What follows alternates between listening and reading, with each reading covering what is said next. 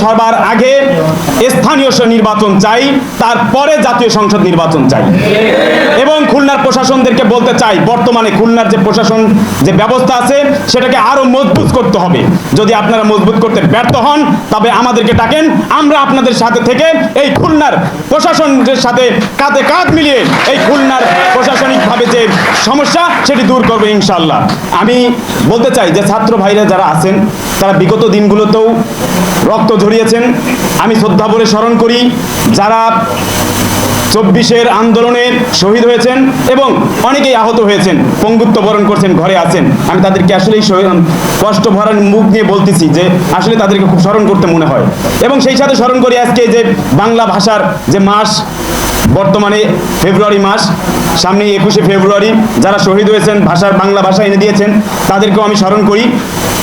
খুব খারাপ লাগে যে আমার এই বাংলা দেশটাকে যারা আজ দুর্নীতিগ্রস্ত এবং চাঁদাবাজ দিয়ে, লুটপাট দিয়ে, ধর্ষণ দিয়ে ভরে রেখেছে, আমরা সেগুলো কখন পরিষ্কার করতে পারবো?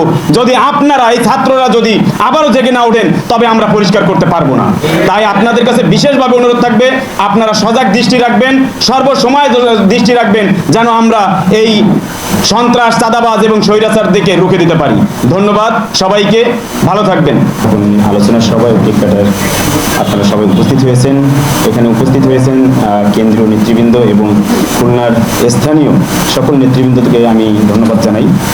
আমি আসলে 2018 সালের কোটা সংস্কার আন্দোলনের পর থেকে যে ছাত্র অধিকার পরিষদ যে প্রতিষ্ঠিত হয়েছে সেখান থেকে আসলে সবাই শুনছেন, কিন্তু আরও কিছু কথা আছে যেগুলো আপনারা অনেকেই হয়তো জানেন, যেগুলো আমরা অনলাইন মিডিয়াগুলোতে দেখি, যে ছাত্র অধিকার পরিষদ কিন্তু কোটা সংস্কার আন্দোলনের শুধু হয়ে যায়নি।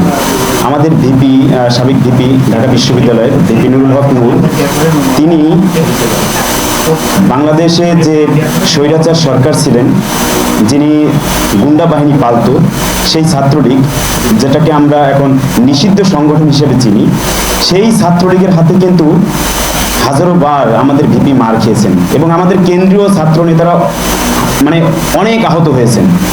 তারপরেও কিন্তু ছাত্র অধিকার পরিষদ কিন্তু সোজা হয়ে দাঁড়িয়েছে বলেই আজকে এই 7ম প্রতিষ্ঠাবার্ষিকী আমরা পালন করতে পারছি।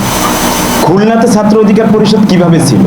খুলনাতেও কিন্তু ছাত্রলীগের ভয়ে যখন কমিটির থেকে একে একে পদত্যাগ করে, তখনও কিন্তু মাত্র গোটা 10 ছাত্র তখন রেল স্টেশনে দাঁড়িয়ে থাকে। তারপর থেকেই ছাত্র অধিকার পরিষদ এখনো পর্যন্ত আছে, যেখানে আমরা এখন বলতে পারি 7ম প্রতিষ্ঠাবার্ষিকী পালন করতে পারছি, এবং সেটি এরকম একটা পরিবেশে যেখানে আমরা রেল স্টেশনে আমরা মাঝে বসে প্রতিষ্ঠাবার্ষিকী পালন করতাম। তো সেই জায়গা থেকে আমরা আসছি, আমরা দেখছি, আমরা যে ছাত্র সংগঠনগুলো দেখি সেই ছাত্র সংগঠনগুলোর বাইরে আসি, আমরা যদি দেখি ছাত্র অধিকার পরিষদ, সেখানে তারা মাদক বিক্রি করে না। আমরা যদি দেখি ছাত্রলীগ মাদক বিক্রির সাথে জড়িত থাকে।